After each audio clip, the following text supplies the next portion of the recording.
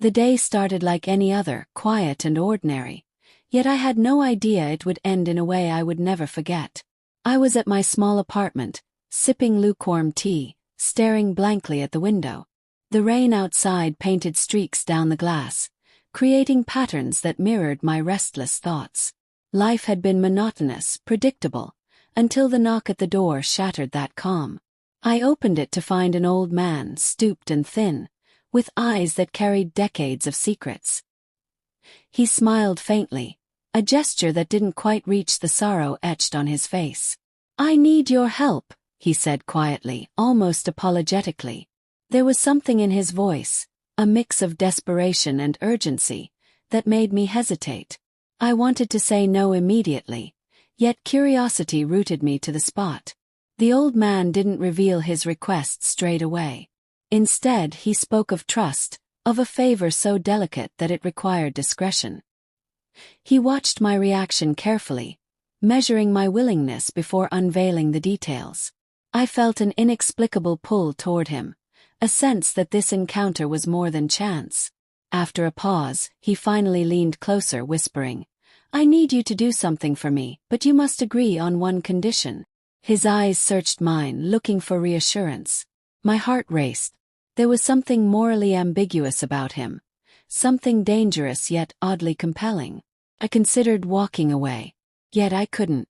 My life felt dull, empty, and the promise of a secret task sparked a strange excitement.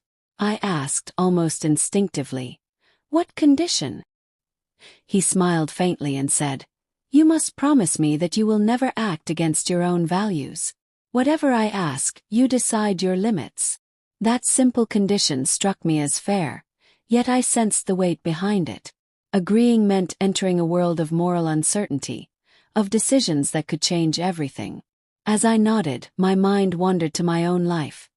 My relationships, my work, the quiet existence I had built. Could I handle a situation that demanded both discretion and courage? I wasn't sure, but there was no turning back now. The old man handed me a small envelope, light but heavy with significance.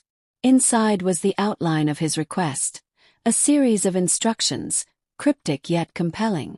I didn't fully understand what I was getting into, but I felt the first stirrings of tension and curiosity. Something told me this request was tied to secrets that could shake the very foundation of trust in my life. And with that, my ordinary day shifted into a journey filled with moral choices, suspense, and an unavoidable confrontation with the unexpected. Faceless video tips. Focus on rainy windows, hands holding tea, the envelope, and the old man's silhouette. Use voiceover narration to convey inner thoughts and suspense. Background. Subtle rain sounds, soft suspenseful music. The next morning I returned to the old man's house, my mind a swirl of doubt and anticipation. The envelope sat on my desk, unopened at first. I was afraid of what following his instructions might lead to, yet curiosity gnawed at me relentlessly. Every time I imagined saying no, the look in his eyes came back to me, pleading, urgent yet patient. Finally I opened the envelope. Inside were notes, carefully written, suggesting actions that could change lives. Nothing illegal, nothing overtly dangerous, but morally gray, touching upon trust, loyalty, and personal boundaries. I could feel the weight of each word. It was a subtle dance on the edge of betrayal, a test of character. I kept thinking of my own life, the relationship I had with my partner. I realized how fragile trust could be. The old man's request forced me to confront emotions I had buried, desires, frustrations, and questions of loyalty. The lines between right and wrong blurred. What began as a favor now felt like a moral trial, demanding choices I hadn't faced before. As I prepared to act, small incidents intensified my anxiety. I noticed the way my partner looked at me, perhaps suspicious, perhaps oblivious. Every glance felt loaded with unspoken tension. Questioned my motives. Was I seeking excitement? Was I curious about the old man's life? Or was it fear of missing out on a moment that might define me forever? The old man's subtle influence weighed on me. His instructions required discretion, patience, and judgment. I followed his directions cautiously, each step a mixture of hesitation and determination. I realized that completing his request meant I was treading dangerously close to betrayal, not just of others but of my own ethical compass. Yet, in the midst of doubt, there was a thrill. The thrill of secrecy, of responsibility, of being trusted with a mission that seemed to ripple with consequences. I began to see the layers of the old man's world, the loneliness, the regrets, the unspoken truths he had carried for decades. My role, though small, felt monumental. As the day ended, I sat alone, pondering the path I had chosen. The task was incomplete, yet I had already crossed a threshold. I felt the strain of moral tension, the pull of temptation, and the weight of responsibility. The old man's request was no longer just a favor. It was a mirror reflecting my own desires and fears. I realized that this was only the beginning. The decisions I made now would shape not only my life but the lives around me. The stage was set for confrontation, revelation, and consequences that I could not yet foresee. The days that followed were heavy with anticipation. Each morning, I awoke with a sense of urgency, the old man's request replaying in my mind like a silent echo.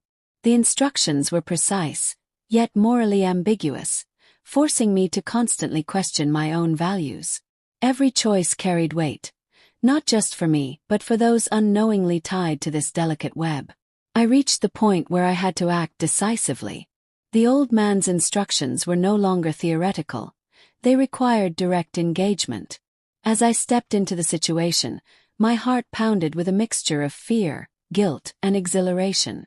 Every move felt scrutinized, not by him, but by an invisible moral eye that weighed my intentions against my conscience.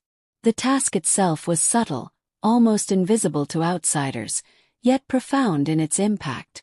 I found myself navigating between honesty and deception, carefully balancing my actions to ensure no harm was done, or at least no immediate harm. The complexity of human emotions became startlingly clear. I was interfering in the delicate trust of others without their knowledge. With every step, my inner conflict deepened. Thoughts of my partner, my friends, and my own values clashed violently.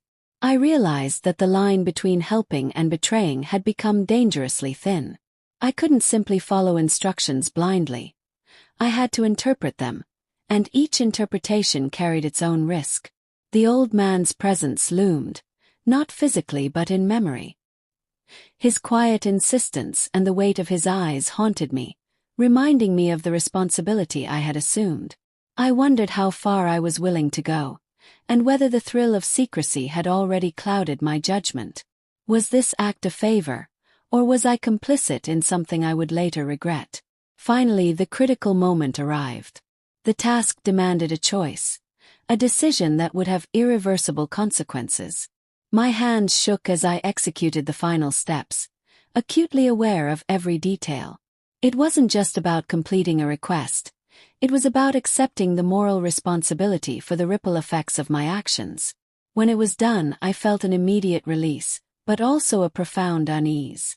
The tension, the anticipation, the secrecy, all had reached their peak. I had crossed a boundary I could never uncross, and the truth of what I had done settled heavily on my shoulders. In that instant, I understood the fragility of trust and the devastating power of choice. Faceless video tips. Use close-ups of hands executing tasks, doors closing or papers being signed. Shadows, reflections in mirrors, or objects like clocks to symbolize time and moral tension. Audio cues. Heartbeats, subtle suspense music, whispers of wind or footsteps. The following days were quiet, but nothing felt the same. The world seemed subtly altered, as if the universe had shifted in response to my actions. I watched the people around me, noticing nuances I had previously ignored, the fleeting glances, the unspoken tensions, the small moments of trust and doubt. I realized that my own perspective had changed. The old man's request was complete, but its consequences lingered. I felt a strange mixture of relief and guilt, as though I had fulfilled a duty yet betrayed myself in the process. The knowledge of what I had done weighed on me, shaping my interactions with others and forcing me to confront uncomfortable truths about desire, loyalty, and human frailty. In the quiet moments, I reflected on the moral lessons embedded in the experience. Choices are never isolated. They ripple outward, touching lives in ways we cannot always anticipate.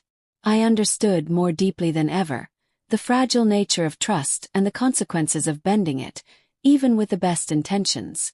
The old man visited once more, his expression unreadable. There was no overt gratitude, no overt judgment, just a shared understanding of the gravity of what had transpired. I realized then that his request was not merely about the task itself, but about revealing the strength and limits of character, mine and perhaps his own. Life returned to a semblance of normalcy, but the experience left an indelible mark. I approached relationships with greater caution, awareness, and empathy. I understood the power of secrecy, the allure of temptation, and the importance of personal boundaries. Most importantly, I recognized the fragile balance between desire and morality, and how easily it can be disrupted. In the end, I learned that every choice carries consequences, and every action reflects the values we hold or compromise. The old man's request had been a catalyst, forcing me to confront not only the shadows of his world but the shadows within my own. I emerged changed, more cautious, yet more self-aware, carrying both the burden and the wisdom of what I had experienced. Even now, when I pass a quiet street or see an envelope lying on a desk, memories of that time return. I remember the tension, the moral dilemmas, the thrill, and the fear. And I remember the truth. Sometimes the most profound lessons come not from what is said, but from what is silently carried, acted upon, and ultimately understood.